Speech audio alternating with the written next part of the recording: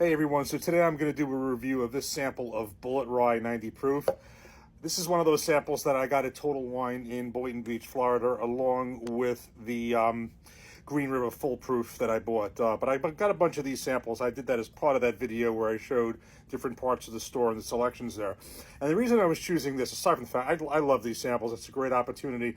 Definitely for something like this where there's a high likelihood I'm not going to like this. I wouldn't want to buy a bottle, but for a couple of dollars, I mean, you just can't lose doing this. And it gets you to try different stuff at very, very low cost. The reason I chose this is because if you saw my airport review from yesterday, I reviewed the Knob Creek 7 rye. Never had that before. We're just waiting for our plane home, and I saw the bar right by the gate. And I'm like, I look at the selection, I'm like, you know what, I'm going to try that. And I thought it was okay, but I'm going to gotta keep something in mind here, not being a rye person. I didn't realize it at the time, but I saw the mash bill after that. So that Knob Creek 7 rye was 51% rye, about. It wasn't 100%, but somewhere around that, which is basically the minimum requirement to be a rye, has to be 51% rye or more. So keeping that in mind, this one's a little bit different. This one, another term for it, is also called the Bulleit 95 Rye Frontier Whiskey. The 95 is because of the fact that there's 95% rye in this mash bill. There's no secondary corn grain in this. It's just 95% rye and 5% malted barley. The only other time I tried something with that high rye, I absolutely did not like it. This is almost like, I don't know if you call it the Pennsylvania rye. I'm not saying the style is, but that higher mash bill definitely is like that in some of them. So I'm trying to keep an open mind, but I'm not sure about this. This is non-age stated officially. So again, you get 95 rye, 5 malted barley, no corn at all. This was added to the Bulleit as a permanent line item in 2011, I believe. And this is distilled in Indiana. It says it on here. This is MGP, bottled by the Bulleit Distilling Company. But from what I understand, Bulleit, it's not just a regular MGP product. Bulleit does have a lot of input into certain specifications that they give MGP for the way they want this produced. I don't have all the details, but I think they have a little more influence than maybe, say, some other distillery that sources it from MGP. And the backstory with Bulleit is that it's not been one of my most favorite distilleries. The regular Bulleit bourbon, which, just as a comparison, the regular Bulleit bourbon is a high rye bourbon, this being just a straight rye. The Bulleit Bourbon 90 proof is 68 corn, 28 rye, 4 malted barley, and I thought that you can definitely have a lot of rye in that. This is a 95% rye, is a lot.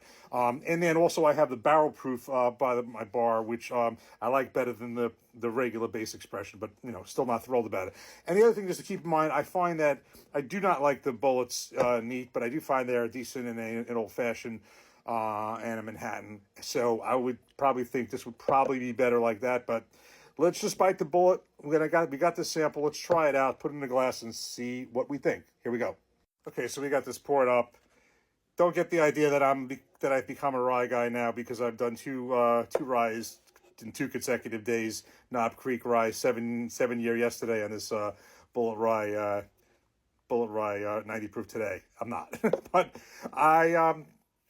we'll see. I'm going to keep an open mind. Let's give this a nose. All right. Well, I don't like that at all. This kind of smells like straw a little bit. It has a grainy smell to it, which is exactly what I don't like about rye. I can deal with a rye better when there is some sweetness now without the corn. If it's just 95 rye and the 5% malted barley, not counting on much sweetness at all. All right. Not good. Not really thrilled with the nose. Color's okay. Let's give this a taste. Cheers.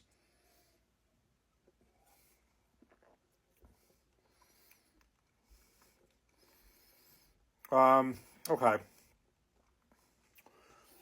I'm not thrilled. Like, it's not great. It's not as bad as I expected. I don't know where it's coming from. I'm getting a little bit of sweetness.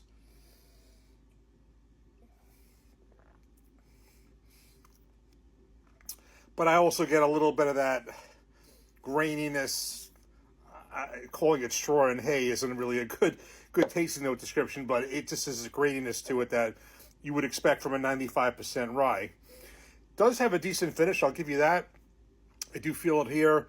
And it, as with the Bulleit, the regular Bulleit, and certainly the barrel proof, I do find that they drink above their proof point. Just my opinion. I think the rye gives it some punch. Certainly this one.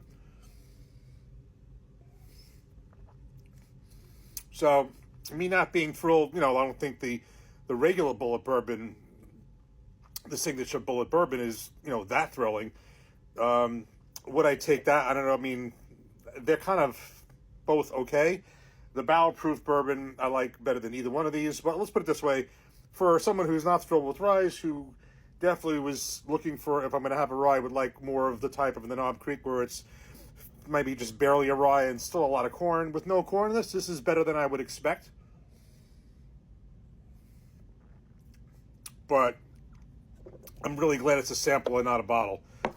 So I'm not totally thrilled with it, but maybe a drop better than I expected. But I need a rye that has that secondary grain of corn and a decent amount of it, at least 30% or something substantial. It's all right. I'm glad we tried it. We'll finish it off, and we'll just have the rest of the shot. So we'll just get rid of this. But I'm glad we tried it. It's nice to be open-minded, especially with either a sample like this or certainly at an airport bar we can get a pour, and you'll know if you like it without spending for a bottle. Cheers. Take care. Thanks for watching.